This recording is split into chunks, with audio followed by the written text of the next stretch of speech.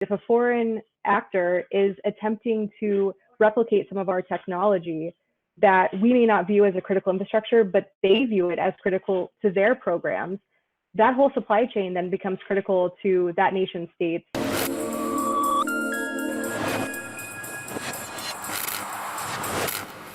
Hey everybody, welcome back. Brian Hoagley here with cisolife, sponsored by SideChannel. Today, very excited to have with us Leslie Weinstein. She joins me from the DC area. I do cyber policy consulting for the Department of Defense. I'm also a major in the Army Reserves. I'm an intelligence officer, but I got hoodwinked into cyber a few years ago. So I support Army CIO G6. And I also started CMMC Consulting back in the fall of last year. So I've been following it closely. And so it was initially like a side hobby, and now it's a side hustle. And I'm hoping to turn it into a full-time gig by the end of the year. Nice. Yeah, it's a big topic right now inside the DoD. Obviously, a lot of big topics, but the impact of CMMC on the industrial base, right? The entire defense industrial base. They're looking at close to 400,000, right? Contractors total, 90,000 primes, 300,000 subs are the numbers that they throw at that are going to be needing to address CMMC. Which, if nobody's familiar with it, and if you're watching this and you're not familiar with CMMC, or you're not in the cybersecurity space, just move on to the next video because you should know what this is. That's probably why you're watching this. It's the new standard that is coming out, that has been put out. It's looking to be implemented sometime this year in contracts to basically replace what has been known as the 800-171 and DFARS controls, which is notoriously viewed as a self-attestation to the controls that you should be doing. The big change and the push here, and the intent with CMMC, is that you actually have a third party certifying you on those controls to then be able to then continue doing work within the defense industrial base. I actually used to work in Katie's office before Katie came on board in A&S, in the cyber directorate. I supported the government employees that support Katie. And I left in November of 2018, 2 months before she came on board. And I left because I was bored. I left because we didn't know what to do. Like, we knew that there was this huge exfiltration of DoD intellectual property every year. We didn't know where it was going or how it was leaving, but we knew it was happening. And we didn't really have a mechanism in place to stop the exfil. So we were throwing around all sorts of ideas, and none seemed to be good, in my opinion. So I left. I went on to the next bigger and better thing. And Katie comes on board, and bam, we have the CMMC 5 months after she comes on board. Before I knew what the CMMC was, when I left Katie's off, or when I left A&S, I had some time to sit and think, but I wrote an article for the Federal News Network. I wrote it in February, but it got published in May. And I called on the DoD to require third-party network assessments, because I thought, if we already have these standards in place, why not verify the standards that we have in place? So I wrote this article. Katie ended up reading it. That's how she and I connected. I ambushed her in the hallways after she spoke at an event in the DC metro area. And I said, Katie, I believe in this. I want to help you. And she said, I read your article. Come meet me. So I met with her in the Pentagon the next day. I was unable to support her as a contractor, but I've been following it as a fangirl ever since, because I absolutely believe that we need to have a verification of the standards that the DoD has. I don't necessarily think we needed to reinvent the wheel, because we already have NIST 800-171. It's already in the DFARS clause. Right. So I'm not necessarily on board fully with the maturity model, because if you're going to set a standard, why now have a reduced standard for some of our existing supply chain? Sure. But I think it's a noble effort. I think it's absolutely important, and I believe in the cause, and I really want to see it succeed. And I've been trying to help when and where I can. Right. One way that I've taken an approach, at least in corporate America, is you don't hold the contractors or the vendors that process zip code information the same as you do who are touching and managing your PII or your intellectual property. You have to kind of create a sliding scale of controls. That was the one aspect I liked about how the CMMC has evolved in that maturity model. It's still to be seen, kind of like, well, who's going to be put into what group? So hopefully that there's kind of guidance and expectations set to be able to make sure that the right ones are in the right areas. I know that'll be something they need to address.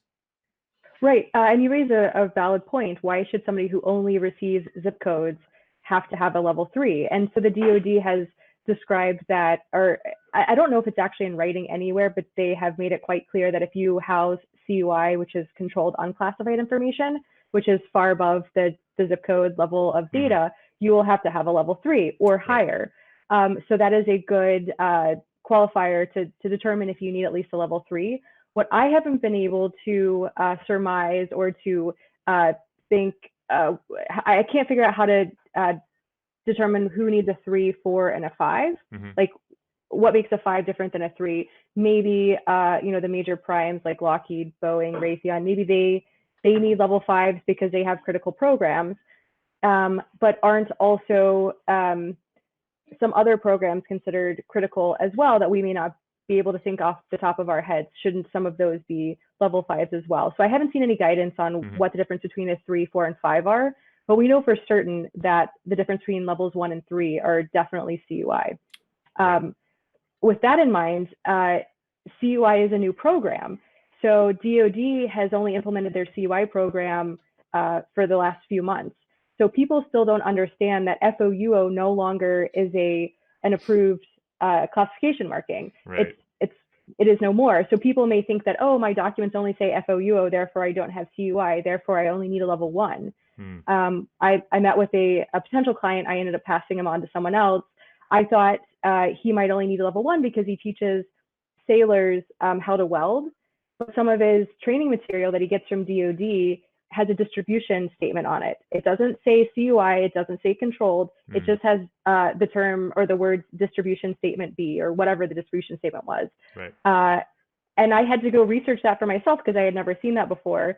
And in fact, it is CUI. So that poor guy who has 10 employees and 1 laptop is going to need a level 3. Oh, wow. Okay. Yeah. The space for 4 and 5, I mean, in my interpretation of the standard that that was created, right, by Carnegie Mellon and John Hopkins, right? The way that they wrote that, it wasn't just criticality, but it was also potential impact. So and I think the numbers that I saw, they threw around like 0.6% of the entire DIB would need to be a level 5, right, or 4 or 5. But looking at what's required of a 5 and a 4, the way it reads is people basically need to make sure that the defenses that they're putting in place to especially do detection and response are those that can stand up to and look for and then respond to very sophisticated, very well motivated, very well funded, nation state actors or other APTs. That impact level seems to kind of factor in. So it's kind of curious, like, you've hopefully the larger guys, I'm going to assume that the Lockheeds and the Raytheons and, the Boeings and everyone kind of know what their threat models are to be able to determine that they are squarely in the sights of those. But, does a smaller organization have that ability? Probably not. So someone's going to have to kind of tell them, hey, you are inside of the threat model for, this type of an attack. You need to be a 5. And that might be a shock to some people because they were thinking maybe purely, am I critical or not? What am I processing? Not, am I a target, and what kind of a target am I? I think something that we're missing here is coming from an intelligence background. We may not understand our adversaries' value of our information, right? So we're viewing this from an American lens and from our perspective and like what we view as critical. Right. But if a nation state, if a foreign actor is attempting to replicate some of our technology that we may not view as a critical infrastructure, but they view it as critical to their programs, that whole supply chain then becomes critical to that nation state's cyber attacks, right? So how do we know we're even placing the right protection on the right supply chains?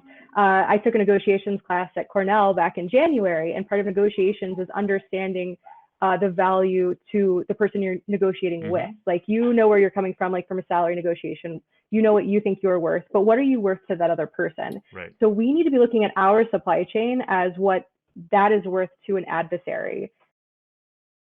Yeah, so they put together these DIBCAT assessment teams last year, I believe. They pulled together people from other offices, put them together. They created their own assessment guide for NIST 800-171. They've been conducting assessments on corporate offices that may have lots of other outlying offices, but from what I understand, they're only doing assessments on like the corporate headquarters. And so my concern is if DCMA is still out there doing assessments on defense contractors that are, to see if they're compliant with NIST 800-171, and CMMC level 3 is almost entirely NIST 800-171. They have a few additional controls. Right. Why what is the need to have a company assess twice? If they've already received a DIBCAC audit and they show to be compliant, should we not be talking about some sort of reciprocity in the same way that FedRAMP, that they're talking about FedRAMP reciprocity? I think the CMMC accreditation body, I think they really missed a great opportunity to get some free work out of DCMA and those DIBCAC assessment teams. They could have repurposed them, maybe trained them in the CMMC-AB way, trained them on the CMMC, and then let them loose on the supply chain. If they're already doing these assessments, why not include a few additional CMMC specific controls for level 3 and see how it works? And that would have been like a no risk, no obligation to buy way to test this process. And I think they kind of missed the boat on being able to leverage that asset that the DoD is already paying for and already has, on the books. Hopefully they can kind of circle back and maybe even tap that. The CMMC is looking to establish third-party accreditors and assessors out of private industry, So we're not going to see those assessors for the CMMC be government civilians. They're going to be contractors assessing contractors. Whereas the DCMA is government civilians assessing contractors or other agencies or other components. Do you see that as having been through a number of different DAIG, Department of Army Inspector General, and DoD Inspector General work? This is how I have unfortunately gotten pretty good at becoming audit ready, is because I've been on the other side of the table from those folks for years. But those were a mixture of civilian leadership with contractor support, and they had a very set job, very clear, but the mission was never undeniable, and it was always in control of and managed by a government civilian, which kept kind of the reins in, if you will, on things. Do you see this possibly being an issue or an area where the CMMC or the DoD need to address later and say, we need government oversight or civilian oversight on the assessing groups? Yeah, I mean, I guess we'll see if people can behave, but coming from the Army, and there's a saying in the Army that all policy is written in blood, because you don't have to write policy about it until somebody does it or dies from it. So I am hoping that the accreditation body is putting guidelines in place and putting really strict and firm infrastructure in place to prevent abuse of the system.